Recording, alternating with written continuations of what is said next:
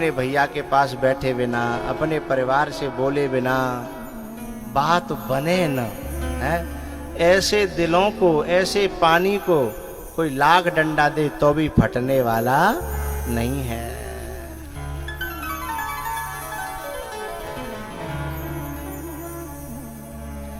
तो पानी की तरह जिनका हृदय है, जो कभी फट नहीं सकता, तो समझ लो बे, चाहे घर में रहें चाहे जंगल में रहें, वे ही सच्चे साधु हैं, सच्चे महात्मा हैं। इसलिए उनके जीवन में कभी किसी से कोई द्वेष रहता ही नहीं है।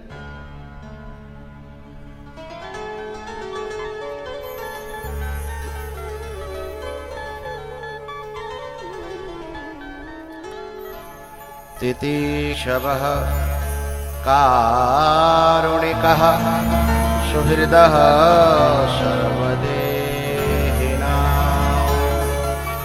अजातशत्रवः शान्तः साधवः साधुभूषणः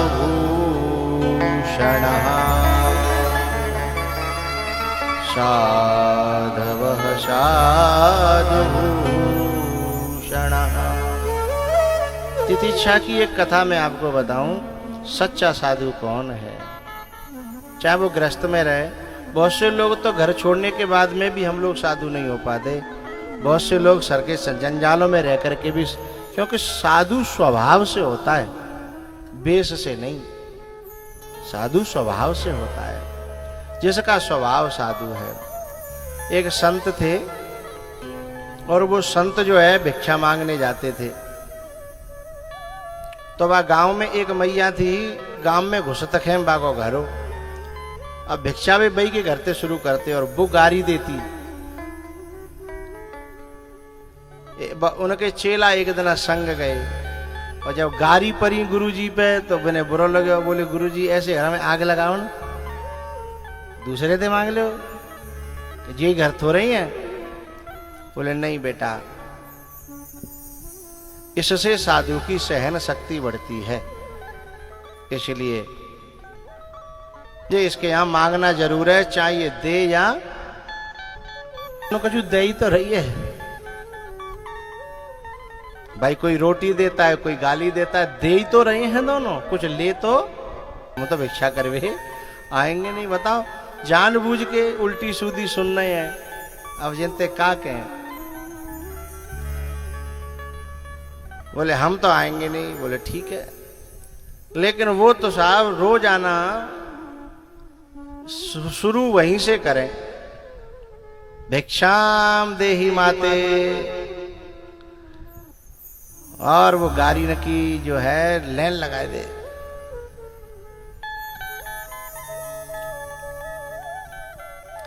हुआ ऐसा था कि उसके जो बहू थी, 12 साल है, कोई बालक नहीं होता था, और कई जगह पूजा पाठ वान करे। जब 12 साल तक जब बालक नहीं भयो तो वो भगवान से नाराज हैगी, तो संतन से नाराज हैगी। जब भगवान तो संत एक ही बात है, इसलिए वो डालती नहीं थी, कुछ भी गाली देती थी। और बोली, बाबा या तो तू आयो बंद कर देने थे मुंह पे काउदना में, जो मैं हाथ पड़ेगा सोई मार दूंगी। लेकिन बाबा नहीं रुके। बाबा तो फिर भी जो है अपनों लेके कमंडल और जा करके पुकारते हैं, ओ। अब भीतर थे वो बड़े क्रोध में, बड़े गुस्सा में बुका कर रही कि चूल्हे पे पोता फेर रही। माताएं चूल्हे पे पोता फेरते, सफेद माटी थे हैं, तो एक मटकी में वो घोर लेती हैं पोता मट्टी, और बाँ में डाल लेती हैं कपड़ा, और वो कपड़ा जब डालती हैं ना भाई ते पोता फेर लेती हैं।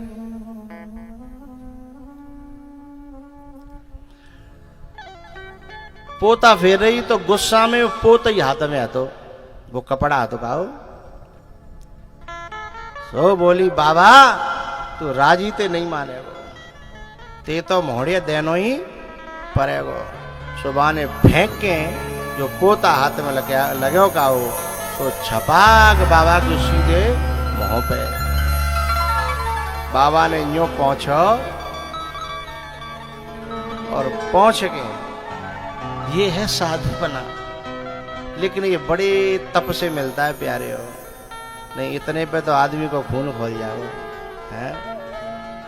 संत को बिल्कुल क्रोध नहीं आया और संत ने कहा मैया धन्य है, आज मैं धन्य हो गया कि चलो तेने आज कछु दयो तो सही है, चाहे पोता ही दयो पर दयो तो आदना, क्योंकि आज तक तेने कछु दयो नहीं हो ना, तो मैंने कछु नहीं दयो, आज पहली बार तेने दयो है तो मुंह पे ते ले ले। पोता दिया है तुमने मां, पोता तुम्हें मिलेगा,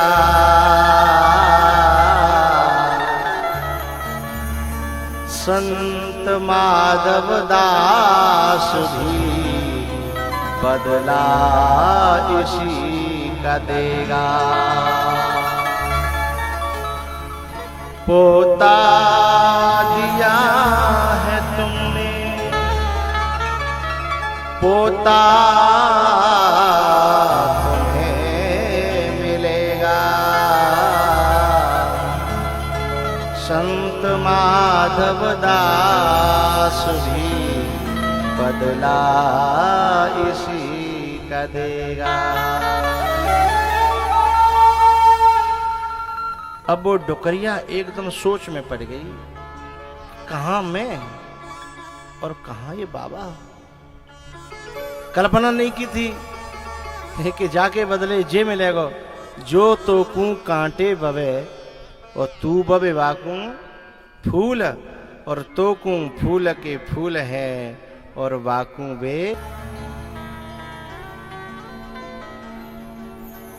भैया जब वह मैया ने ये शब्द सुने, क्योंकि बही के लिए तो बाकी कान तरस रहे कि मेरे कैसे हूं बहू के बालक है जाए, मेरे पोता है जाए, कान तरस रहे थे। और बाने का करो, वो बाबा तो चले गए पर वो सोच में पड़ेगी कि वैसे ही तो ना कहेगो। लेकिन 1.5 महीना बाद मालूम पड़ी कि बहू के पेट में बालक है। 3 महीना भये, 4 महीना भये, अब तो बाबा की वाणी कान में गूंजन लगी और अपने आप पे कोसन लगी कि मैंने का करो, मैंने का दयो, मुझे का दयो। अब तो वो बाबा को रोन लगी कि बाबा मुंह पे बड़ी गलती है। अब बाबा तो बाद ना थे लौटे ही नहीं, फिर भाई लास्ट आशीर्वाद दे के चले गए, क्योंकि भैया उनका तो सारा संसार अपना घर है, जब तक यहां मन लगा यहां रहे, यहां हुई खटपट और यहां से चले झटपट। अब ये रो करके जब बालक जो है होनहार हुआ तो पूछती पूछती आश्रम, गांव के बाहर एक आश्रम हो जहां वे बाबा रुके आए, तो माँ गई। माँ वो चेला मिलो बादना संग गए हो का, और रोती रोती बोली वे बाबा कहाँ है? बोले कौन से? बोले माधव दास। बोले मैया तुम बेइयो का, तुमने उनके मुंह पे पोता फेंक के मारे हो का? बोले हाँ मैं वही दुखियारी हूं, वही अभागिन हूं मैं, जिसे मैंने परमात्मा के मुंह पे पोता मारे हो। मैं क्षमा मांग भी आई हूं, मुझे उनके दर्शन करा दो। बोले बे तो तभी रम गए, क्योंकि साधु तो रमता भला है, तो वो तो तभी के चले गए। पर बोले मैं कैसे क्षमा, मैं कैसे मन में जो गिलानी जाए कि मैंने का दयो बिन्ने। इधर में क्या हुआ, 9 महीना पूरे भये, बालक को जन्म भयो, सुंदर सो बालक भयो। अब्बा को मन होए कि वे संत होते तो बिन के चरणों में सबसे पहले इसको रख करके इसका नाम मैं उन्हीं से धरवाती, जिनसे इतनी नफरत थी आज वो उनके लिए रो रही है। क्यों? तितिक्षव कारुणिकः सुहृदः सर्वदेहिनां। है उस संत की करुणा के कारण, उस संत की महानता के कारण आज वो रो रही है कि वो बाबा कहाँ मिले। मां ने अपनी बहू से कही, बेटा जी काऊ परमात्मा की देन नहीं है जी बालक मेरो, जी बा बाबा की देन है। पर मैं जब तक बाबा पे माफी नहीं मांग लूंगी तब तक मेरो चोला चैन नहीं पावेगा। उन शिष्यों के पास में वो मैया गई, बोली भाई बाबा कैसे थोड़ा बहुत अतो पतो मोए बाबा को बताओ। उन्होंने कहा कि हो सकता है वो बाबा तुम्हें अयोध्या मिल जाए। वे यहां से अयोध्या की तरफ की कह रहे थे, तो वो माई जो है अपने बच्चे को ले करके भटकती भटकती पूरी अयोध्या में ढूंढती है। और महीना 15 दिन ढूंढत ढूंढत भटकत भटकत है गए, लेकिन बाबा को अतो पतो नहीं लगे। जब मां ने देखी कि अब चलो बाबा नहीं मिलेंगे तो चलवे को भाई, तो चलो सरयू में स्नान तो कर चले। तो सरयू में स्नान करवे के लिए गई। मां रेती पे एक संत बैठे, उनकी पीठ जो है इधर थी। जाने सोची कि चलो जा संत प्रणाम कर चले, नमन कर चले। एक आध कुर्सी और ले आओ भैया, जहां कम पड़ रहे हो संतन के लिए। कुर्सी आ रही है महाराज जी, कुर्सी आ रही है। अब जो संत जो है ना, जो बैठे थे पीठ करके, नेक देर रुक ले, कुर्सी आ रही है। जगह ना आते वहां एक इंच की जगह ना है। हाँ ना आ रही है। या जामते सोफा बड़ इधर ला दे बोले। हाँ ला रहे हो, कुर्सी दौड़ के लाओ करो बेटा। हाँ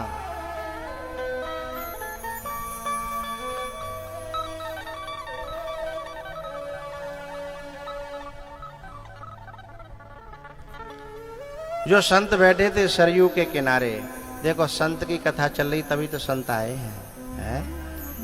ये कथा संतों से ही शोभायमान होती है।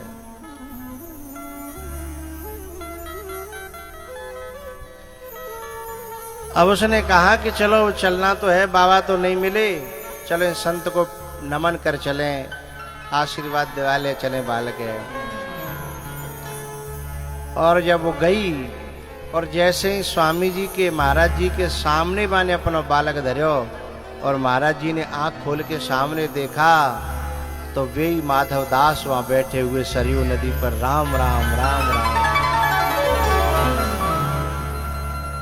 बोली बाबा आप माधव दास बाबा हैं? बोले कौन मैया? बोले बाबा जी आपके सामने आपको प्रसाद पड़े, आप भूल गए पर मैं नहीं भूल पा रही। मैंने ढूंढते ढूंढते कितने दिन बिता दिए, एक आध महीना से अयोध्या में ढूंढ रही हूं। बाबा ऐसा संत मुझे कबू मिले नहीं। मैंने तुम्हें गारी दी, मैंने तुम्हें भोग दे, मैंने तुम्हें तुम्हारे मुंह पे मिट्टी को पोता फेंक्यो और आपके शब्द कहा है कि पोता दिया है तुमने, जा पोता तुझे मिलेगा। बाबा याद करो, मैं वही अभागिन बुढ़िया हूं जो जा पोता के लिए संतन ते बैर मान बैठी। जा पे ने हाथ धरो, अपनो प्रसाद स्वीकार करो, तदीय वस्तु गोविंद तुभ्यमेव समर्पय। तब महाराज जी ने गोद में लिया बच्चे को और कहा ले ले जा। संतों से द्वेष मत करना, संतों से कभी बहर मत करना, संतों को बुरा तुम पे कछु नहीं दे पाओ तो हाथ जोड़ ले, लेकिन कहूँ कि संत के बारे में बुरा, बाबा मैं तो वैसे ही गिलानी से मरी जा रही हूँ, आपके कहने की जरूरत नहीं है। मेरा मन तो, क्योंकि बदले में तुमने क्या दिया और मैंने क्या दिया था ये बात निकलती नहीं है। तुम एक बार न्यों कह दो कि मैंने क्षमा करी। तब माधव दास जी ने कहा कि बेटा मैं क्षमा तो तब कर तो जब मुझे बुरी लगी होती है। क्यों? बात कहां पे चली थी कि संत का हृदय पानी की तरह है, वहां लकीर दिखती है पर रहती है।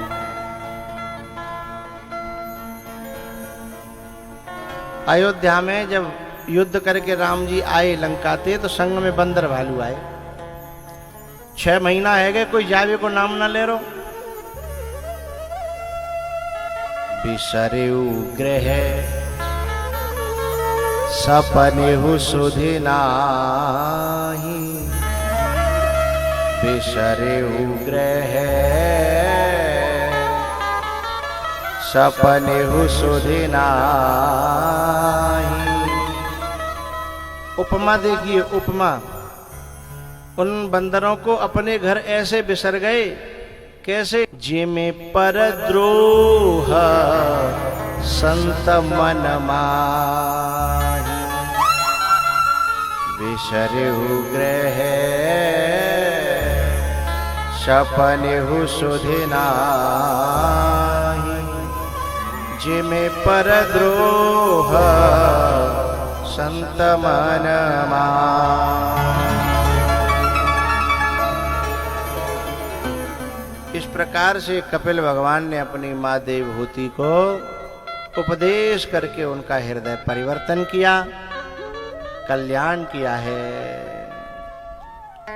जब देव माँ पिघल करके एक धारा में बह गई, तो कपिल भगवान जो है गंगा सागर को चले गए हैं। आज भी जो गंगा सागर जाते हैं उन्हें वहाँ कपिल भगवान का मंदिर आश्रम जरूर मिलेगा, फिर वहाँ रहे हैं वो। उसके बाद में भैयाओ, जो मनु की तीसरी पुत्री थी प्रसूति, उनका विवाह दक्ष के साथ में हुआ, और प्रसूति और दक्ष के 16 कन्या सती, और सती का विवाह देवों के देव, बोलो देवों के देव, महादेव जी के साथ में हुआ। लेकिन आपस में ज्यादा दिना बनी नहीं। क्यों? बाप और जा छोरी की माँ के पद पे होए, उन्हें के अहंकारी होए, और वही गुण फिर छोरी में आ जाए, और फिर काऊ घर में बा को ब्याह हो जाए, तो बा घर में बनवो बड़ो मुश्किल है, कर रो काम है। चूंकि वो तो बात बात पे कहती है मेरो भैया यूं, मेरो चाचा है, मेरो पापा यूं। अब वो का हुआ जीवन देगी, तो बेचारे वह घर वाले परेशान ही रहेंगे ना। और फिर ऊपर ते माँ और सपोर्ट करे कि चिंता मत करियो, दबे किनारे है ना, मैं जब तक जिंदी हूं। अच्छा, ऐसी जो माँ बोलती है ना, भाई बच्ची की सपोर्टर नहीं है, बच्ची की दुश्मन है वो। बच्ची की समझ में आवे चाहे न आवे, वो दुश्मन है अपनी बालिका की। सच में माँ तो वो है जो ये बताती है कि बेटा वहीं रहना है, देना अब जीवन वहीं से कटेगा, यहाँ से जीवन कटवे वारो नहीं है। इसलिए सुख में दुख में अपने मायके को नहीं, ससुराल को ही सपोर्ट करना। लेकिन सती तो बात बात पे है मेरो बाप यो है, ऐसे वैसे मैं समझना प्रधान की छोरी हूं। हाँ, वो तो तेका जन कैसे कर दई हूं है, तो पे दया कर दई है, नहीं तू काय लायक हो रहे हैं। अब यूं कहे बताओ तो कैसे निभेगी? कह रही मैं कैसे निभे बेर केर को संग, बेडोलत रसयापने और उनके फाटत अंग। बेडोलत रसयापने उनके फाटत अंग।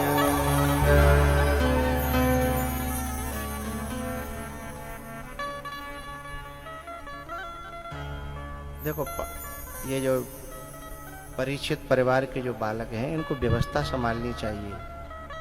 बस 20 मिनट बाद लंच होने वाला है, तुम बीच में पानी की बोतल दे रहे हो, इंतजार करो नहीं, तुम्हें तो पता हो कि लंच होगा।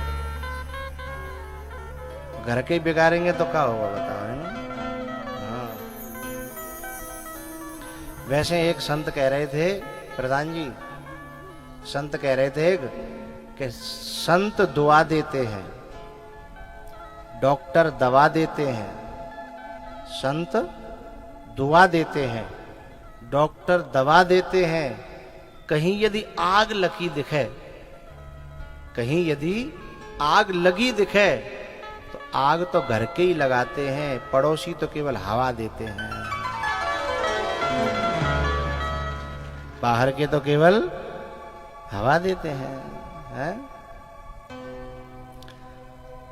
तो शंकर भगवान कथा सुनावे के लिए ले गए सती को कि शायद सुधर जा कथा थे, लेकिन भैया जाने ठेका बिगड़वे में जा आनंद आ रहा हो, वो सुधरवे को नाम नहीं लेगो। आखिर में सती जी को जल करके मरना पड़ा, फिर दूसरा जन्म हुआ, उसमें वो पर्वत की बेटी बनी। पहली गलती से ठोकर खा करके सीख ले ली। जो ठोकर से सुधर जाए उसे इंसान कहते हैं। जो ठोकर से सुधर जाए और ठोकर पे ठोकर खाए फिर भी न सुधरे उसे हैवान कहते हैं। सती को ठोकर लगी, सुधर गई और पार्वती बनी। फिर उन्होंने तपस्या करी। परीक्षा लेवे के लिए सप्तऋषि लोग आए। उन्होंने कहा कौन के लिए तपस्या कर रही है? बोले भोले बाबा के लिए। बोले भाई नंगे वारी के लिए तो कोई फ्री में शादी करना चाह तो भी नहीं करेगी कोई, और तू कर रही है बा के लिए तपस्या।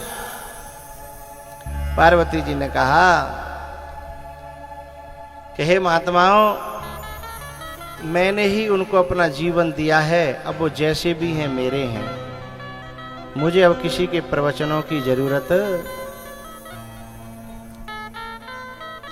अब मैं जन्म शंभु हितहारा,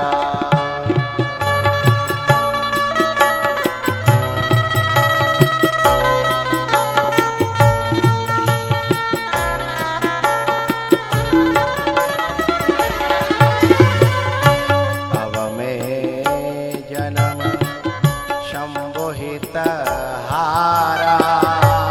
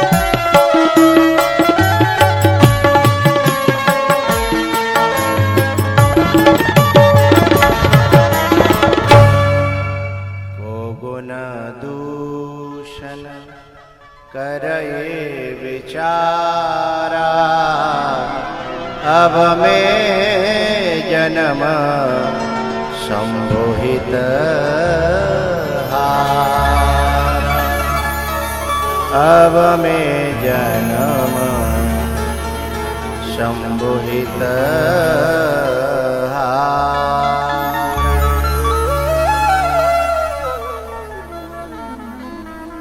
बोले अब कौन विचार करे, मैंने तो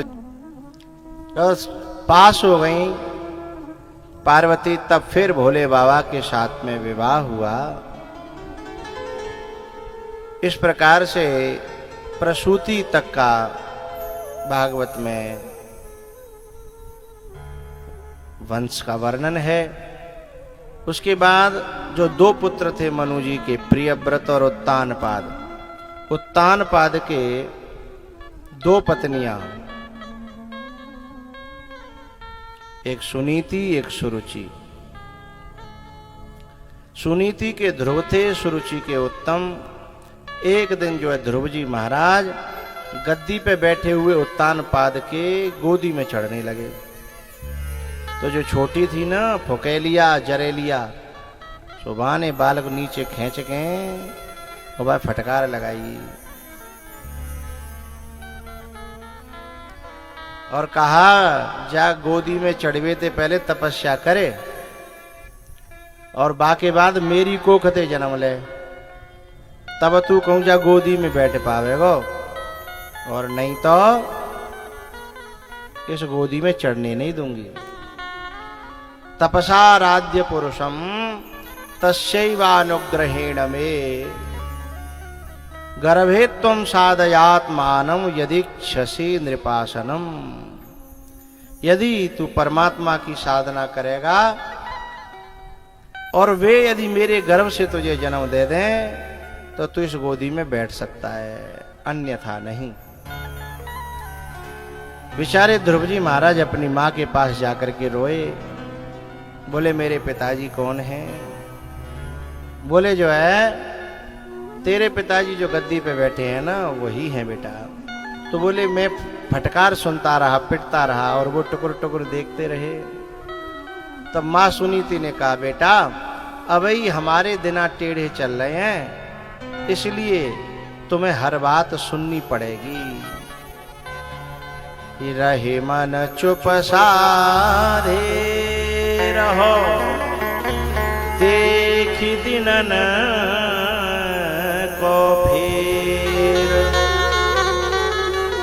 जवनी के दिन आएंगे तो बनत लगे ना दे।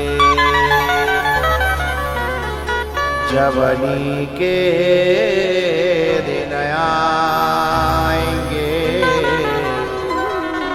तो बनत लगे ना दे।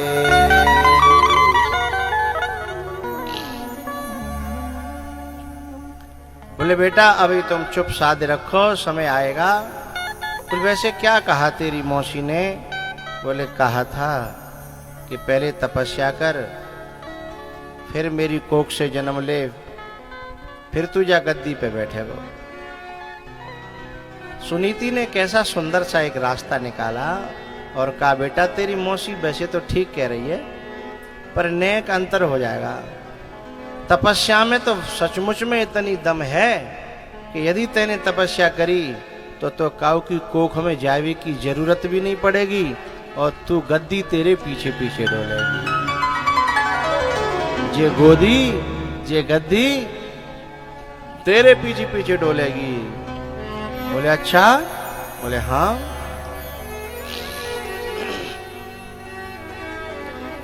तो ध्रुव जी महाराज को वह माँ उपदेश करती है और कहती है, बेटा तू जा संग में दुआ हमारी है।